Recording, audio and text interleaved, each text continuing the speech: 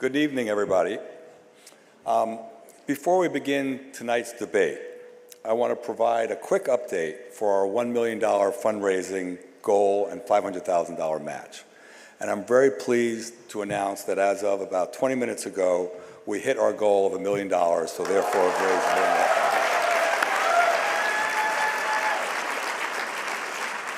But as you know, when it comes to fundraising, we've made that goal, so what's the next one? So we have another anonymous donor who has committed another $250,000 if we can come up with another $500,000 to match.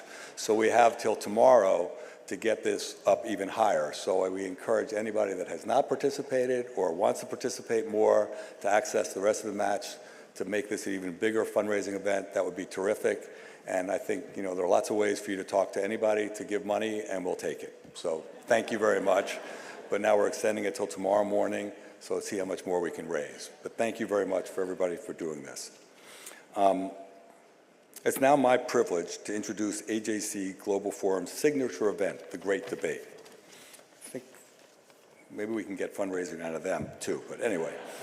Over the next hour, we'll examine how the current administration, which has obviously shown a clear intention to defy convention and chart a new course, but how they see America's role in the world, and what the benefits and costs of our continued global leadership might be.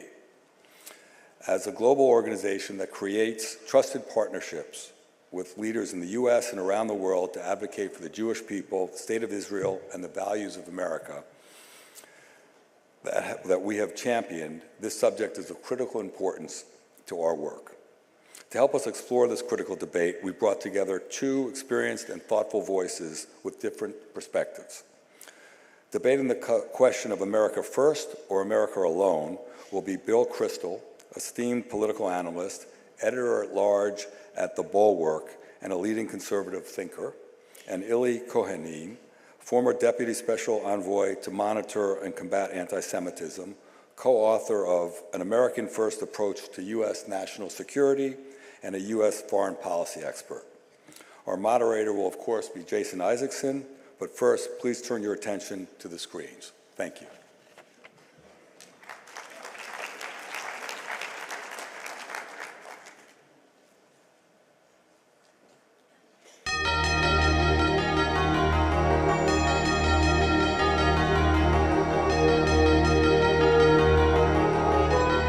I'm more worried about finding the right balance. The State of Israel is too important to the Jewish people to leave to Israelis alone. We are trying to stop a singularly nasty regime from gaining weapons of mass destruction. The Middle East is on fire today principally because of the appeasement of the Islamic Republic of Iran. Our policies exiting Syria are in line with what Russia wants. Welcome to the Great Debate. The Great Debate. Thank you for joining us for the Great Debate.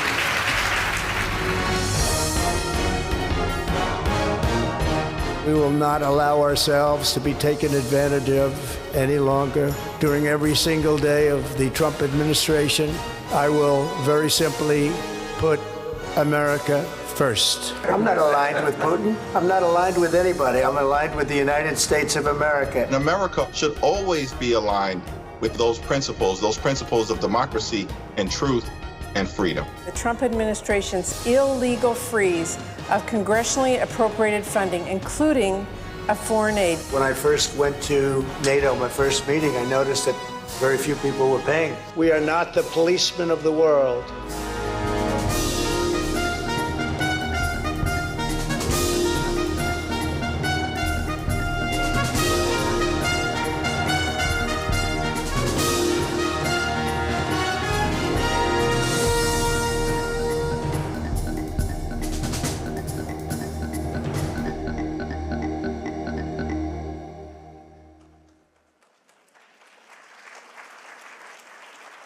Please welcome AJC Chief Policy and Political Affairs Officer, Jason Isaacson.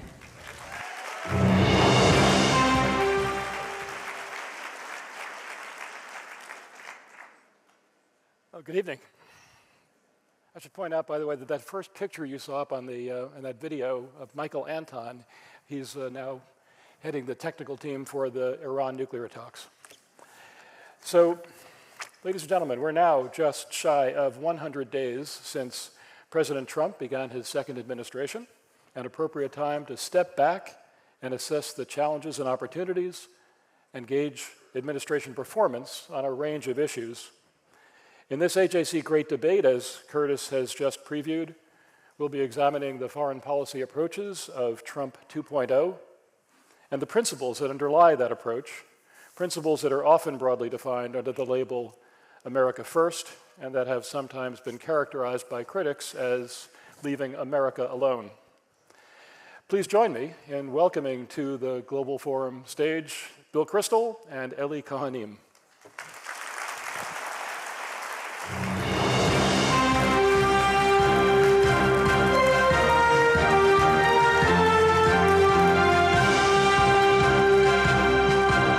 They shake hands, by the way.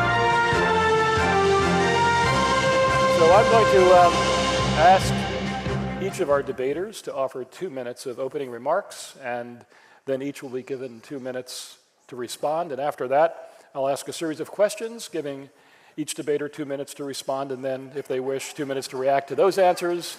On and on and on it'll go until we have dinner. We'll wrap up the debate with 1 minute closing remarks. I also wish to remind the audience that no reaction other than brief, polite applause will be welcome following our debaters' remarks. With that, by contoss, the first to speak will be Bill Kristol. Bill? Thanks, Jason. I'm already confused about the rules of this debate, but I'm sure we'll handle it, right? Yeah. I like the brief, polite applause part. That's good. Yeah, right. Yeah, thank you. That was good. It's good to be here. It's good to be with the AJC. I feel like I've had a long relationship with you all. I actually debated in 2012. I don't know if Jason, if you moderated that too. I debated Barney Frank here in the earlier great debate. One of your young AJC staffers, who I think was in high school at the time, said she was very amused that I had debated Barney Frank. I had been the Republican, Barney Frank obviously, very important Democratic member of Congress, and here I am as the ex-Republican debating a real Republican. So I feel like I'm not sure this will be the best debate ever, but I think I'll be the only person perhaps who's been on both sides of an AJC debate. I think that's appropriate though, and maybe gets to the topic here, which is that I don't think I've changed, certainly in foreign policy, I don't think I've changed my views very much. I started off when I was in college. I volunteered for Scoop Jackson actually when he was running for the Democratic nomination for president in 1972, really a wonderful man and a great Cold War liberal. Worked for Pat Moynihan in 1976 in the New York primary here, in the Democratic primary for Senate, which Moynihan won by 1% over Bella Abzug. Working in that summer in New York Democratic politics kind of was enough, so I became a Republican soon after. Went to Washington in '85 to be in the Reagan administration, which I was proud to have served in the George H.W. Bush White House. Was very close to John McCain in the 2000s, but I am not on board the America First agenda, and so I'm now back to, I don't know what I'm back to exactly, back to being maybe a hawkish Democrat and a non-Trump Republican. So we can debate all these topics, but I thought I would just, but I genuinely have affection for and respect for the AJC, precisely for holding this kind of debate, which not every organization does in this day and age. Thank you, Bill.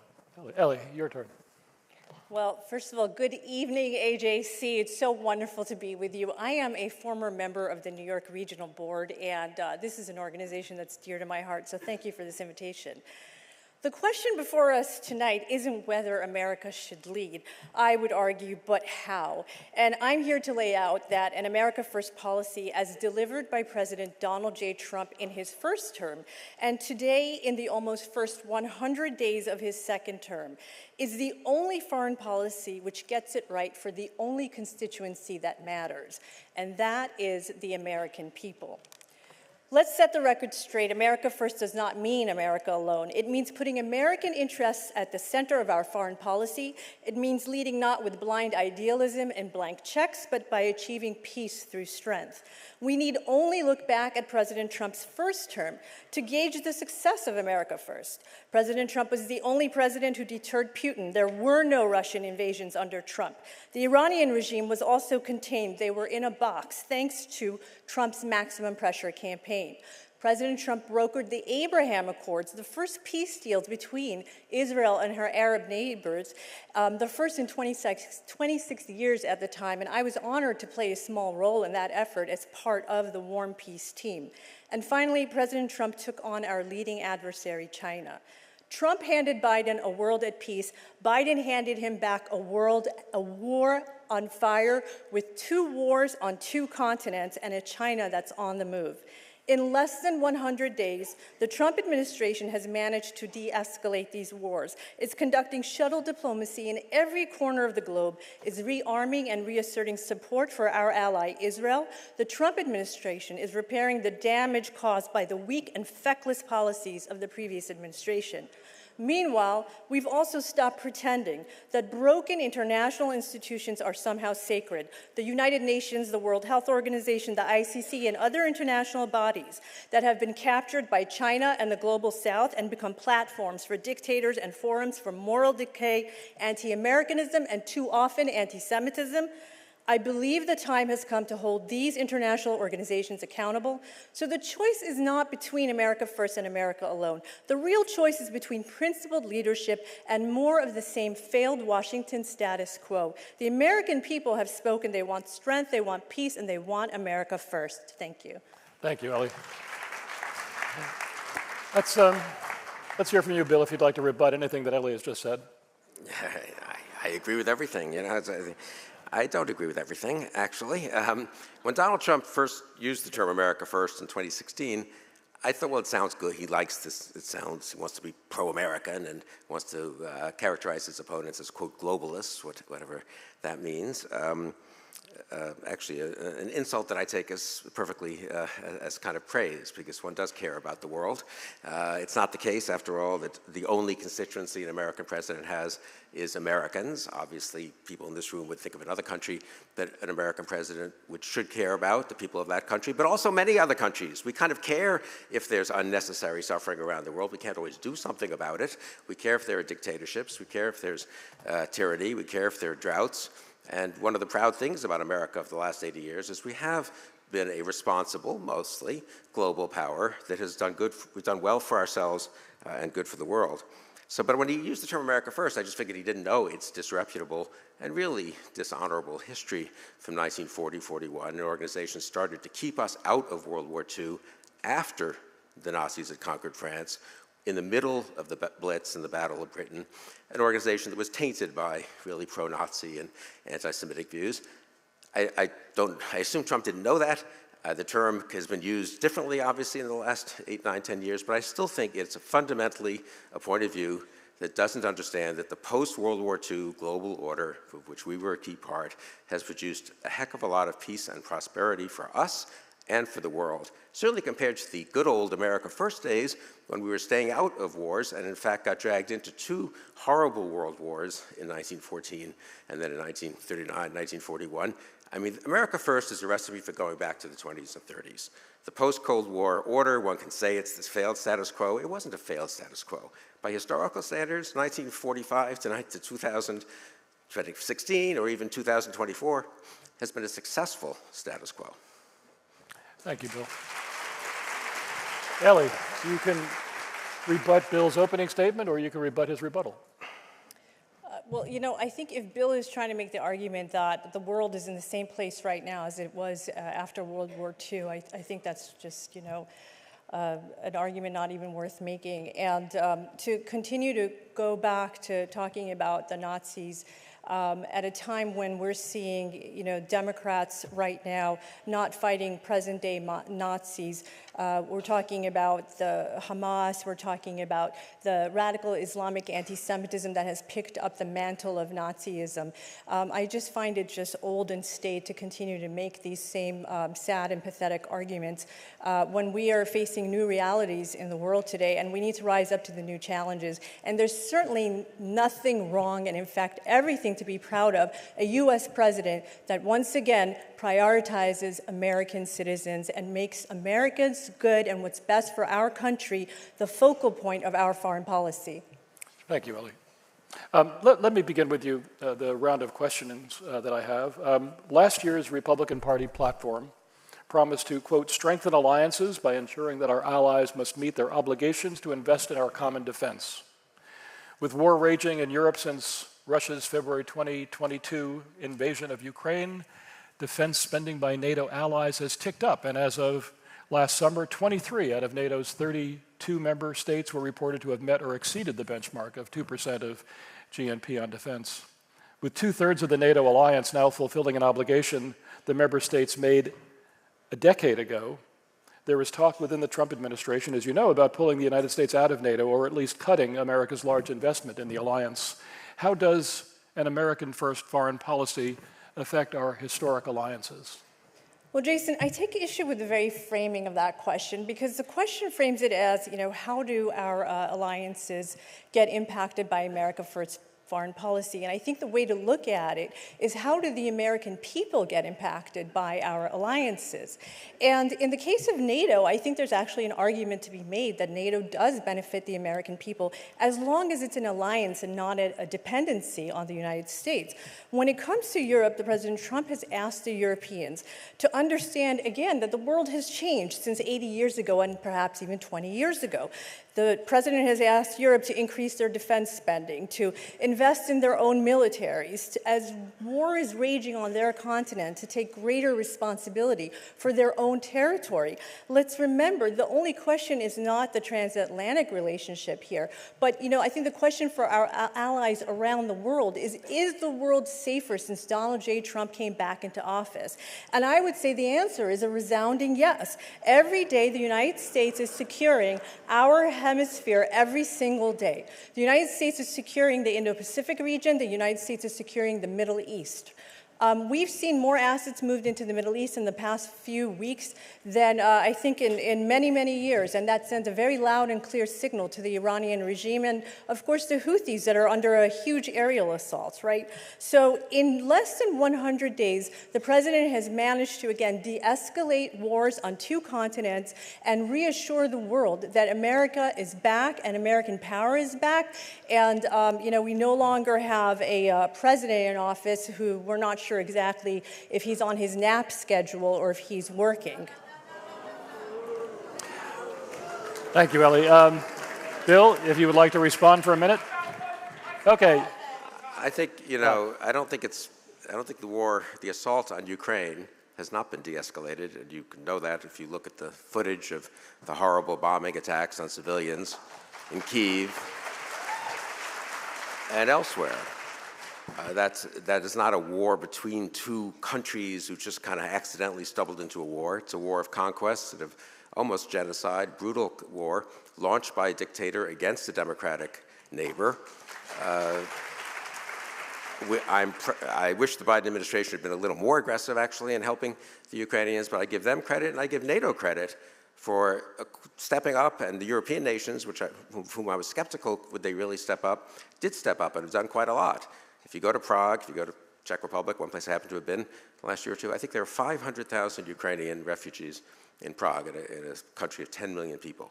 Take it in, no problems, no resentment, some demagogues trying to foster a populist backlash, a nativist backlash, but failing, actually. And the same is true if you go to Berlin, and the same is true in Poland. And those countries are doing well. And you know what? It's a good idea to have allies. It's good for us. It's good for them. The NATO alliance has been an unbelievable success. No wars really at all. No major wars against Milosevic between 45 and 22 when Putin invades Ukraine. The Asian alliance has been a huge success with Japan and keeping peace in Asia since the Korean War in a way that certainly hadn't been the case in the first half of the 20th century. And if you talk to our Asian, Trump people like to make a big deal of how they're pivoting to Asia. They're really serious about Asia. If you talk to Japanese, South Koreans, Taiwanese, Filipinos, Indonesians, Australians, they say the single worst thing you could do for the Asian alliance is to betray Ukraine. And Trump is clearly not interested in aiding or standing by Ukraine. Bill. Well, Bill, I'm really glad that you're bringing up Ukraine, because the president has done more in his first 100 days to help the Ukrainian people and help bring end to the war that is raging and causing endless killing on both sides. He has said it over again. He has dedicated more manpower hours to, again, achieving a ceasefire and trying to work towards a final peace between Russia and Ukraine. I don't think you have much to point to in the record of the previous administration and success on that. And again, let me remind our audience that under President Trump in his first administration, it was the only American presidency in recent history where Putin did not invade his neighboring countries. Ellie, thank you. Bill, I'm going to go back to you for an answer to the next question, which is building really on this last exchange. Let's drill down further on the U.S.-European relationship in the second Trump administration. Clearly, America has been carrying a disproportionate share of the European defense burden, with more than 100,000 U.S. troops stationed on the continent. We also have more than 50,000 troops stationed in Japan. If the America First objective is to make homeland defense our highest priority, are we overextended, and couldn't a change in focus be in our national interest? No. I mean, what would those 100,000 troops be doing? Defending us against an invasion from Canada? Does Trump want to send 100,000 U.S. Army soldiers who are trained to fight wars and to deter serious enemies, to deal with gang warfare on the border? A few thousand can help the Border Patrol, that's fine. But so those 100,000 troops, I don't think personally, I don't think we're underinvesting in defense. I think we need to have a large military to deal with all the contingencies. It costs us something to have them in Germany and Japan. The host countries do pay a fair amount for that, but it's an incredibly cheap investment at the price to help maintain peace in Europe, to help reassure our European allies, to stop them from getting into conflicts and to having some kind of arms race and nuclear weapons and the like. And certainly that's the case with Japan. So, and incidentally, I don't think Donald Trump disagrees, because he is not, did he ever say anything about pulling any troops out of Japan? If it's America first, why are we having these 50,000 people sitting there in Japan? That's not America first. That's doing something for the Japanese, and we can't do that because we only care about ourselves. But even Donald Trump knows that that would be You know, Bill, that's a complete mischaracterization. Even Donald Trump knows. I think you have heard from the president. I said even Donald Trump knows that that's making sure that the United States is prepared for the necessity, if it comes, to deal with our peer adversary, China. And we don't have, you may not like the fact that there is a reality and a math in this world, but we don't have endless resources and we don't have endless manpower, and we cannot spread ourselves thin all across the world. If I can finish my point. None of our allies to step up to the plate is not too much to ask. It's not too much to ask of wealthy European nations to pay their fair share of NATO Ellie, we'll come back to you. Bill, and other expenses. Finish your thought. I mean, they've increased their share. Some of them are very small nations. If Denmark increases its defense budget from 2.2% to 2.4%, it's a rounding error in the turnover of Pete Hegseth's top staff in the Pentagon. It is not a serious. So this is a good talking point. We've pushed them. I was there 30 years ago pushing the Europeans should do more. We also didn't, in fact, mind that they weren't too militarily developed for sort of obvious historical reasons.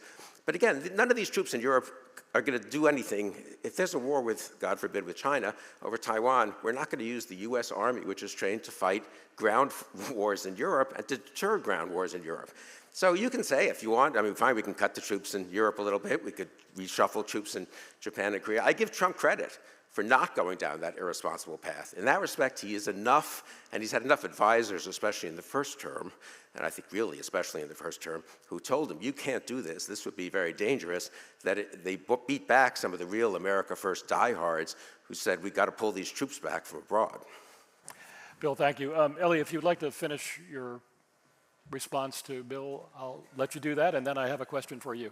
Yeah, again, it's the notion that the United States has endless resources, and it's just a rounding error. I can't help but notice how elitist that is. And where does that leave the American taxpayer, right? Where does that leave the American taxpayer? We're supposed to cover, the security expenses of wealthy Western European nations while our own citizens are suffering. It makes no sense, and it's also the reality is that it's just not possible. Every country has to prioritize. prioritize, and the United States must prioritize also. So again, you know, I go back to what I started with. The United States is securing our own hemisphere, we're securing the Indo-Pacific, we're securing the Middle East, and we're doing a lot in Europe as well. If the European allies step up and pay, you know, their fair share of expenses and try to defend their own territory, it's only a win for everyone involved. Thank you, Ellie. Now, let me turn to you for another question. You were quoted by the America First Policy Institute, a conservative think tank, as saying last May that an America First foreign policy charts an approach distinct from, as you put it, a foreign policy establishment that often keeps the United States mired in endless wars to the detriment of the country by putting idealistic principles ahead of the interests of the American people. And I was struck by the way you characterized idealistic principles. Isn't the defense of such idealistic principles as freedom and democracy an ingredient and an example of American greatness? Go ahead, please, applause, because I agree with you. Jason, I'm going to answer this question with the lens of someone who was born in the Middle East and blessed to find refuge in the United States as a child, escaping the Islamic Revolution in Iran in 1979. And so, yes, freedom and democracy are part of what makes America great. I wouldn't trade it for anything in the world. It's why I love my country, and I was so honored to serve in the Trump administration to be able to give back to the country I love. But here is the distinction.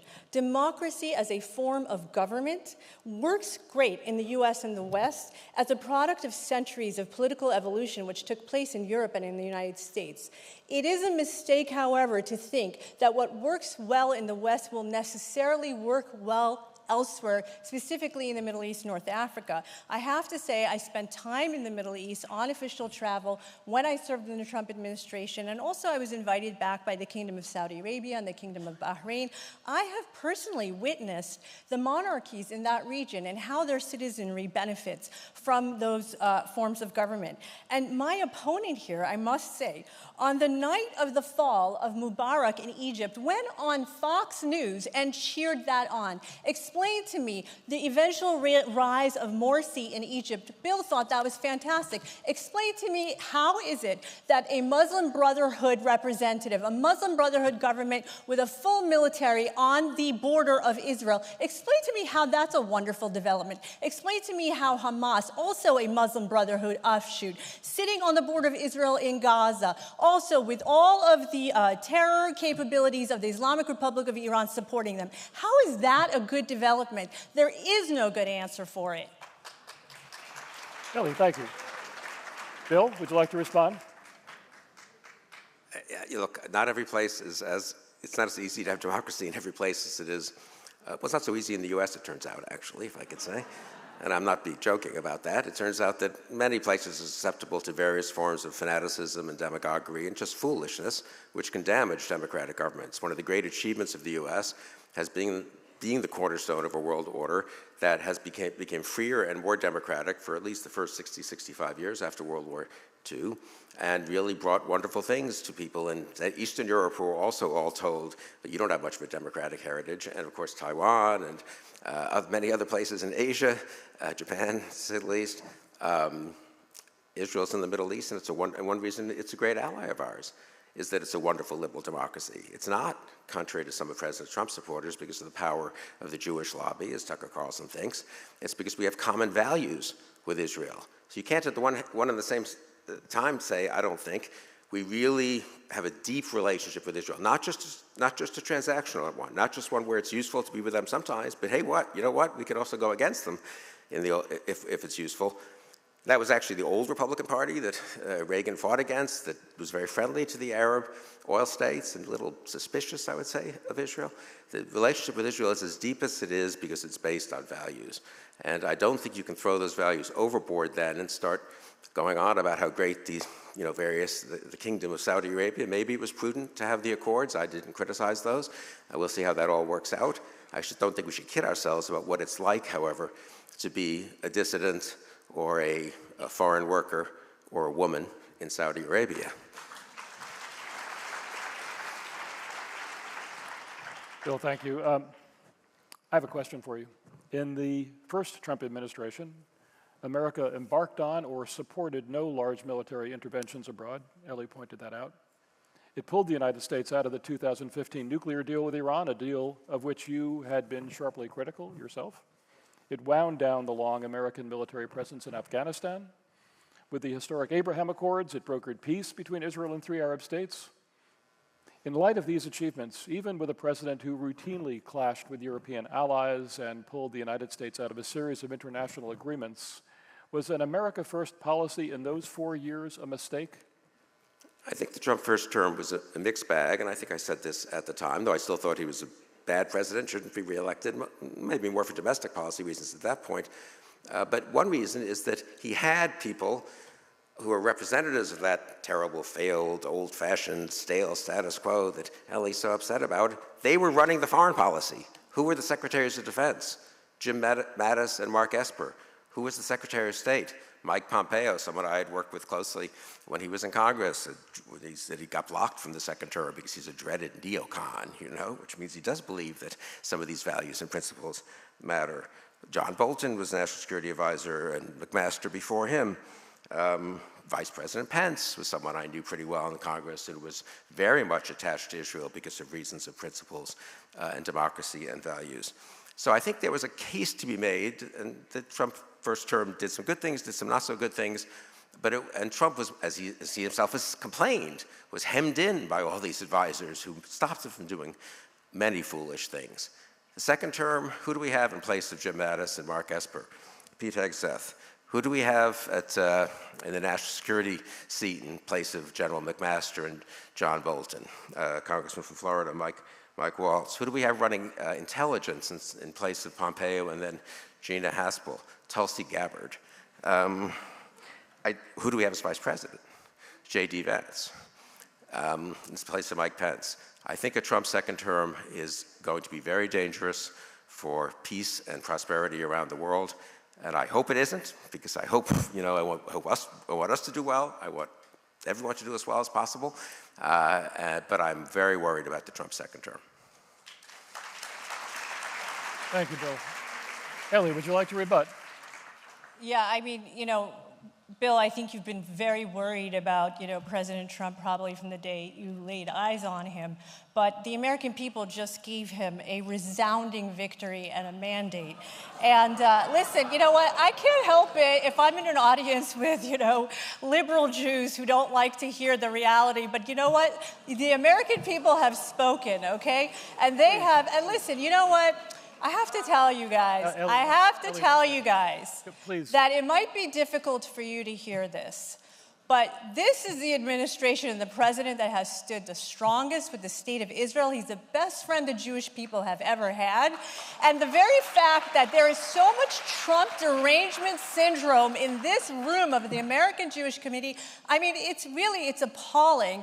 And there's a lot of work that the American Jewish world needs to do, a little bit of reflection in the mirror, try to understand that after 18 months of October 7th and what we have been through as a people in this country under the previous administration, tonight in New York City, do you guys know that there's a pogrom taking place in Crown Heights? Do you know that? Do you know that the mayor of New York yesterday decided to stand with the perpetrators who came into Crown Heights, into a Jewish neighborhood, instead of standing with the Jewish victims? How long are American Jews going to stand around and be so confused about who your friends are and who your enemies are? I mean, it's just shocking to me.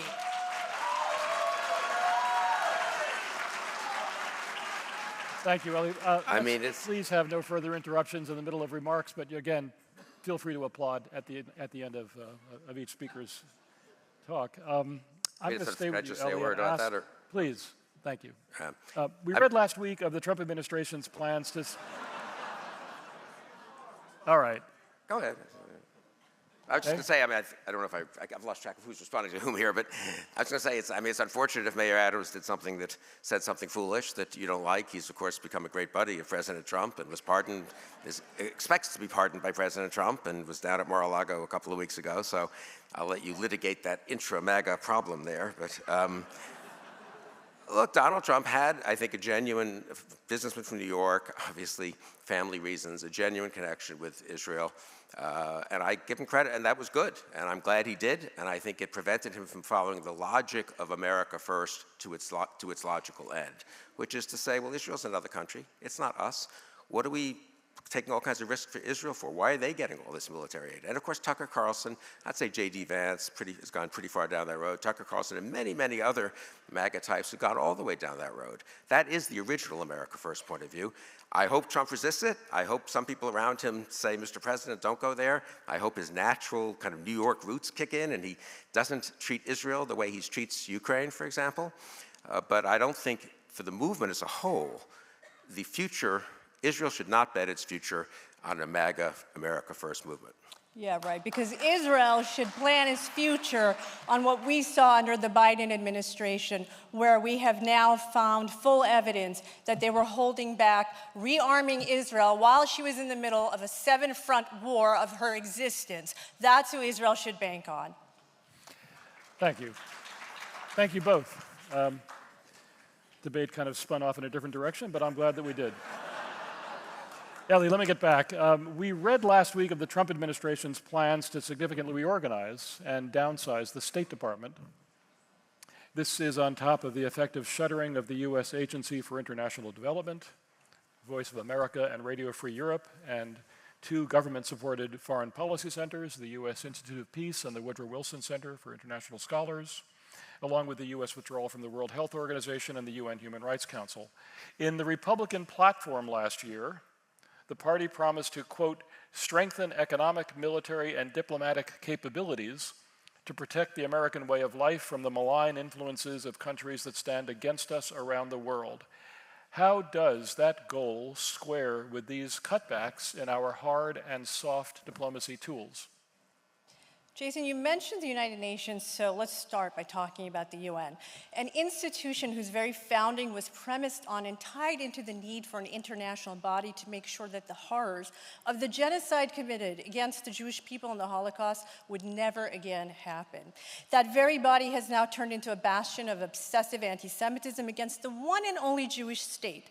In 2024 alone, the UN General Assembly passed 17 resolutions on Israel versus 6 on the entire rest of the world, which include 1 resolution on North Korea, 1 on Iran, 1 Syria, 1 Russia, and wait for it, 1 for the United States for its embargo on communist Cuba.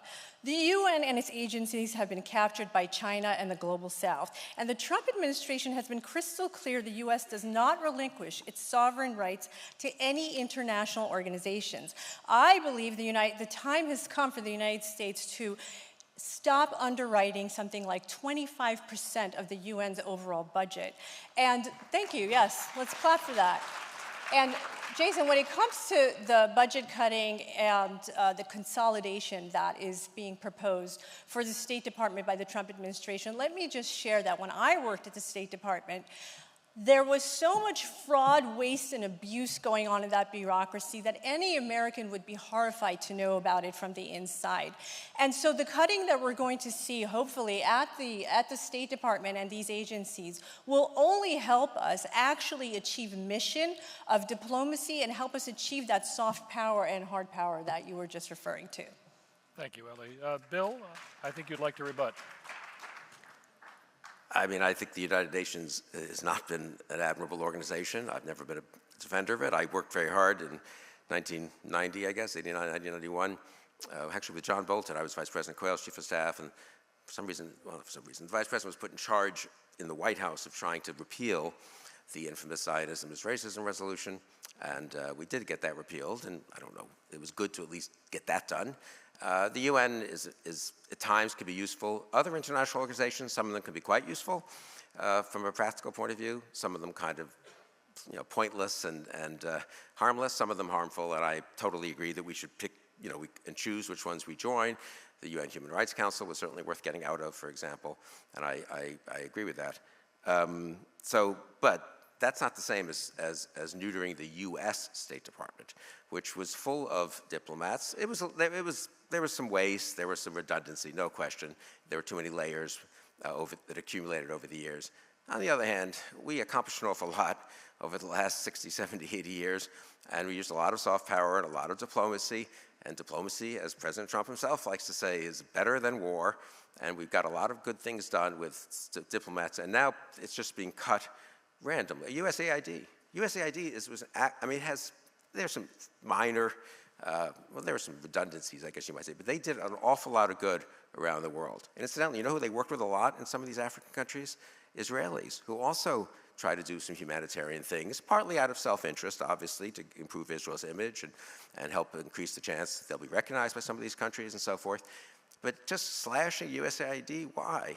A small part of the budget, and we'll see. And doing it in the most reckless and kind of heartless way to people who had worked for decades sometimes abroad trying to deal with maternal health or diseases and the like. Thank you, Bill.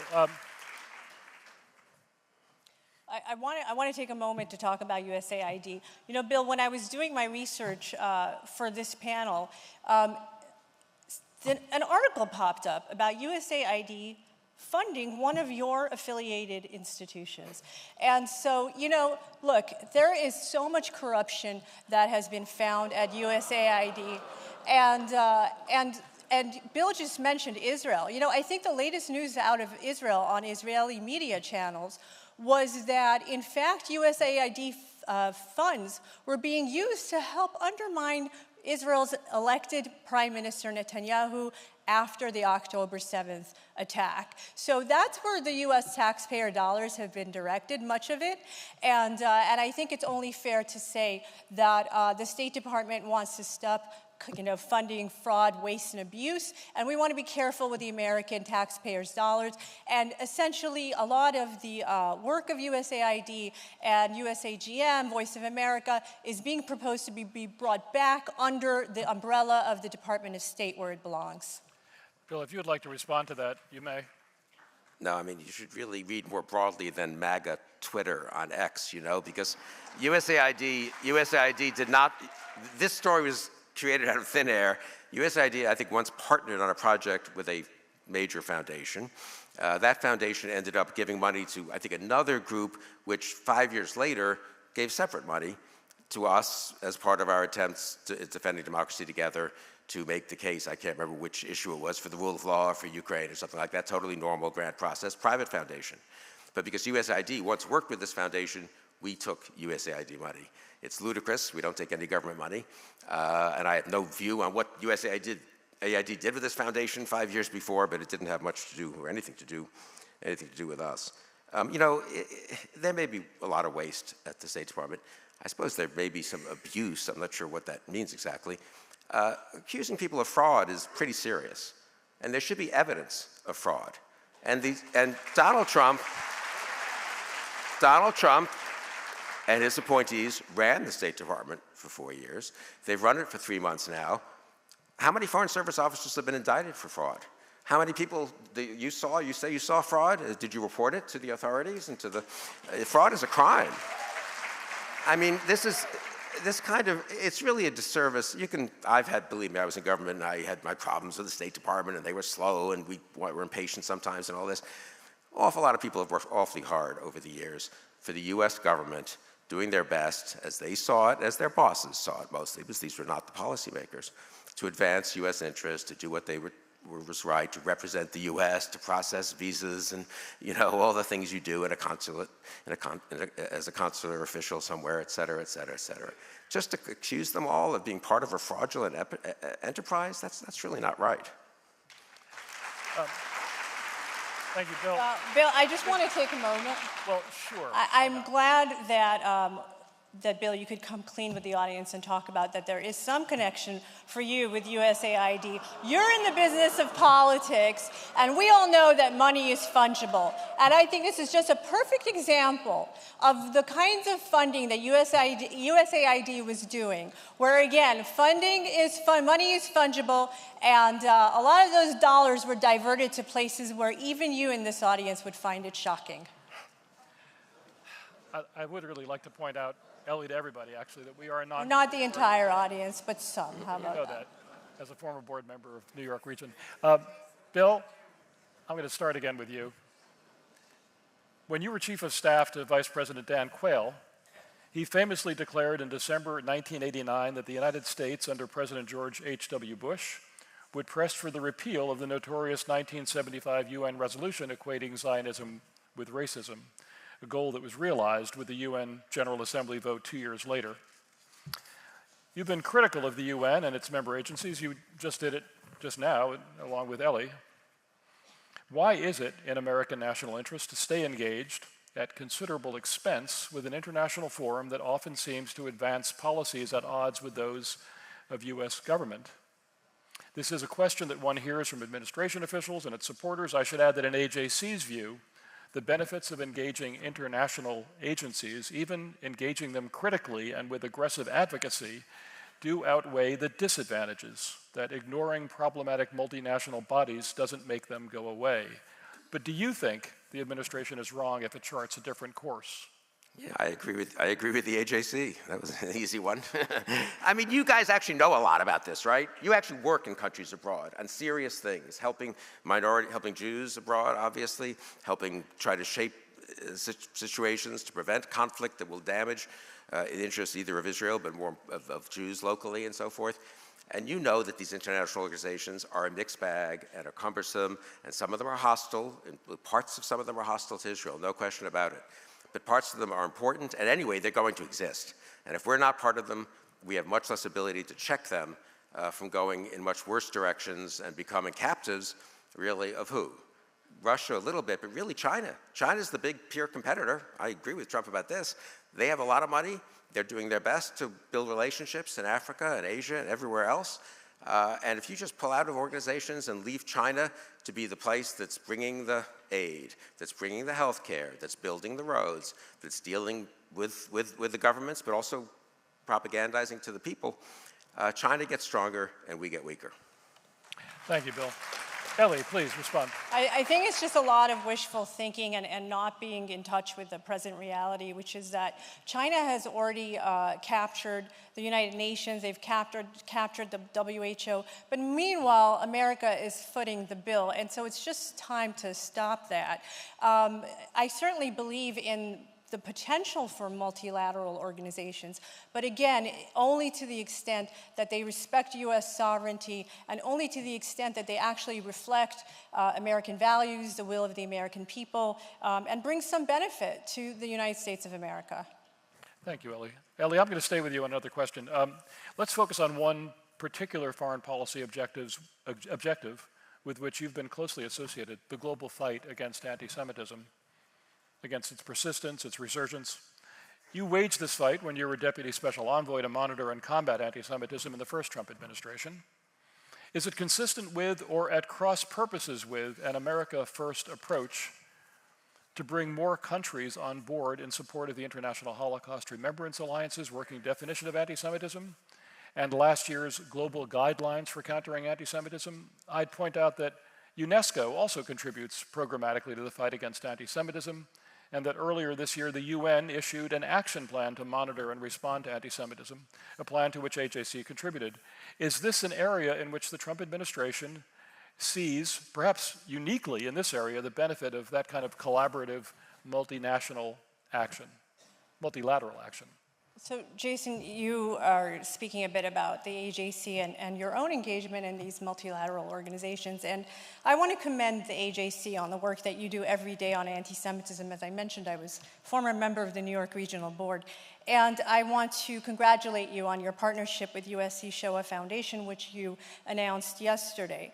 However, I have to take issue with some statements that were made from this podium here yesterday that would seem to criticize in some way the Trump administration's accomplishments in its first 100 days to confront the tsunami of anti-Semitism that we, the Jewish people, Jewish Americans, faced unprecedented after October 7th in this country, a 400% tsunami, again, of anti-Semitism on our campuses and on our streets. And so let's talk about the Trump administration anti-Semitism policy. Let's talk about the fact that President Trump, 8 days after coming into office, in his second term, signed an executive order that brings a whole-of-government approach to the fight to anti-Semitism. And so when, in fact, foreign aliens and foreign students apply for visas to come to this country on the premise of coming here to study, but in fact, when they applied for that visa, they did not let our consulates and our embassies know that they're actually coming to the United States to target Jews, or they're coming here to disrupt our society. And in those cases, those students would not have received those visas in the first place. So thank you. And so the notion, well, I'm really glad we can agree on that. And so the notion that, that foreign aliens who come to the United States are owed due process is ludicrous. It's not American law. U.S. citizens are guaranteed due process. And so here's what I would say. You may not like it. You know, here's the irony. You may not like it, but this is the administration that is taking a whole-of-government approach to combating the tsunami of anti-Semitism that we've been facing in this country under the previous administration until Trump came back into office. And what that has been the Department of Justice being involved. It's been the State Department revoking visas and revoking immigration status. It has been the Department of Education withholding funds, whether you like it or not, withholding funds from these corrupt universities that are complete moral decay, that cannot tell you, yes, that cannot tell you whether defending their Jewish students is a basic right that Jewish students have on these campuses. And so this is the administration that is finally standing up and using every power of the federal government to defend American Jews, but also to defend all of society. And so here's my message. I stand with President Donald Trump in this. I stand with the Trump administration on this. If you come to this country because you want to target Jews or you want to undermine our society, I have 3 words: deport, deport, deport.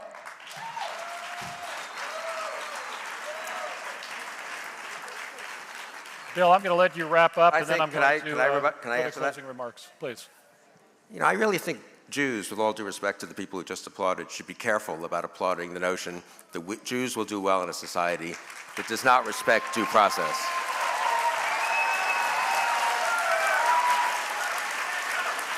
What if I mean, first of all, some of these people should be deported. If they should be given due process and then deported, and that's perfectly doable. The notion that you can't do that is ridiculous.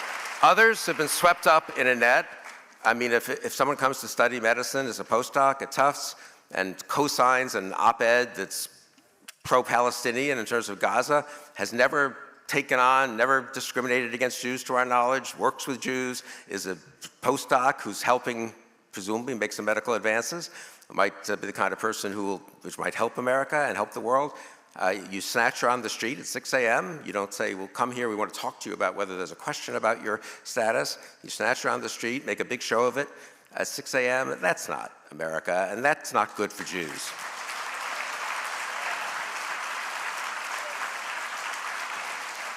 One last thing on the universities, the horrible universities. Depriving the medical centers in Boston, many of which are connected to Harvard, the research centers, of $7 billion to study diseases, is not doing a favor for Jews.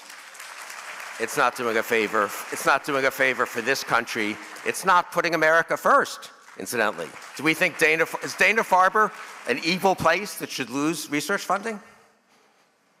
Oh, absolutely, Bill. Because let me tell you something. Let me tell you something. The universities receive their status and their accreditation based on the research that they conduct, not on gender studies and not on their, corrupted Middle East studies departments. And the fact that the universities are refusing to institute budget cuts in what what we used to call the liberal arts departments, they're saving those departments and instituting cuts into the research. That's up to the universities. I only wish that Harvard would fight the anti-Semitism on their campus and fight the pro-terror movement that's embedded itself in that university harder than it's fighting the Trump administration. I mean, really, how can you defend such a thing? First of all, if I could just say I know a little about her. I mean, Alan Garber, in fact, has done a better job, and I think I've just talked to a Jewish young woman who's graduating from Harvard next month. It was a rough month or two there, and she's made it through fine, and she's graduating. This last year has been much better. But anyway, what's the case for taking $7 billion of research funds away from the medical schools? They're not going to be used for they're not. Bill, the case is that the United States government is taking a stand against anti-Semitism. Finally, they are hurting the university. You really think Harvard? You really think Harvard? You think Alan Garber is deciding? Wallet. You think Alan Garber that is likes? The only leverage. And you know what? This is just demagoguery. If they want, listen, have you been to any of these universities in the last few years? This is really amusing that you're saying that. Well, I want you to know that I'm a graduate of Barnard College, Columbia University, which I am terribly ashamed of to this day. Okay, I used to be proud. I'm an immigrant. I was the first in my family to go to college. We had to save money to go to college. And I did all that, Bill, but I am so ashamed of my alma mater. And in fact, Harvard, I know the very elite institution that... No, I don't care about Harvard. They're taking money away from other places. But I want One at a time. I want you to know that I was actually invited by the Jewish students at Harvard last year, and I went to their campus and I spoke to the beleaguered students. Yes, and I tried to give them comfort. And how beleaguered were they? How beleaguered were they? I spoke at Harvard a couple of times to Jewish groups too. They were doing pretty well, actually, by last year, no? So that's where your stance is, Bill. My standing is that we should fight anti-Semitism and not be demagogic about how much of it there is or how bad it is. You know what, Bill? Here's the situation as I see it. This country needs a hard reset. We were going down a very slippery slope of anti-Semitism that was putting our entire society at risk. If there's any lessons to be learned from World War II and the Holocaust, it's that the hatred that begins with the Jew never ends with the Jew, and every society that has allowed anti-Semitism to flourish has eventually self-destructed. That was the path that we were on. That is the path that our universities are on, and I would think that a Jewish audience would applaud the government that is standing with them. Thank you, Ellie. Okay. I know you're getting tired of hearing me say this. Now we're just going to move to closing remarks. And Ellie, in reverse order from the beginning, we're going to ask you to begin, and then Bill, and then I don't think we're going to be rebutting on into midnight. So Ellie, thank you, and please begin. Well, this conversation was centered around America First foreign policy. And again, I need to only remind our audience of what was achieved under the first Trump administration. We had peace in the Middle East, we had an Iran that was deterred, and we had a Putin that did not invade his neighbors. I am confident that President Trump is going to reestablish deterrence. He's ready to take on all of our adversaries. He knows how to treat our allies as allies, our adversaries as adversaries. But also, since our conversation moved and changed a little bit as I was here tonight, I do want to end on this note that I do think that the American Jewish community is at a crossroads, and we really do need to spend some time having perhaps tough conversations about what the future of American Jewry is, okay? And where do we stand right now in this moment where there's so much partisanship that perhaps we can't even tell what's good for us and what's not good for us. And the final note I want to share with you is that I am a Jew who had to escape my home in Iran because the radical Islamists came and took over my country and my home that I lived in, that my roots and ancestry go back thousands of years. And I am here just to ring alarm bells for you, to let you know that as comfortable as all of us might be, that is Jewish history. Jewish history has taught us that we have to wake up to the threat of anti-Semitism and take it seriously, because too often we've learned the tough lessons, that the hatred can spread very quickly and undermine the societies that we've been very comfortable in. So again, you know, I hope that you will stand with me and all of those who are your true allies in this fight. Thank you, Ellie. Bill, I think you get the last word. I mean, I'm very glad that Ellie and her parents and hundreds of thousands of Iranian Jews were able to come to America. I have many, many friends from among that community, and my kids have friends of their children and so forth, are friends with their children and so forth. They came because we welcomed them. because we did not turn them away at the border, because we did not say we're not taking anyone from a Middle East country, because how do we know there aren't some terrorists smuggled in there as well? We are currently sending Afghans who fought with us, and our son fought in Afghanistan, who fought with us and translated for us in Afghanistan, many of them Christians actually. We are sending them back to Afghanistan into almost certain death. Why? Because Donald Trump wants to say he's getting rid of everyone from Arab or Islamic countries. That is not America, and I think that's bad for the Jews. And the nativism at home goes hand in hand, unfortunately, with the America First foreign policy, which is why both should be rejected.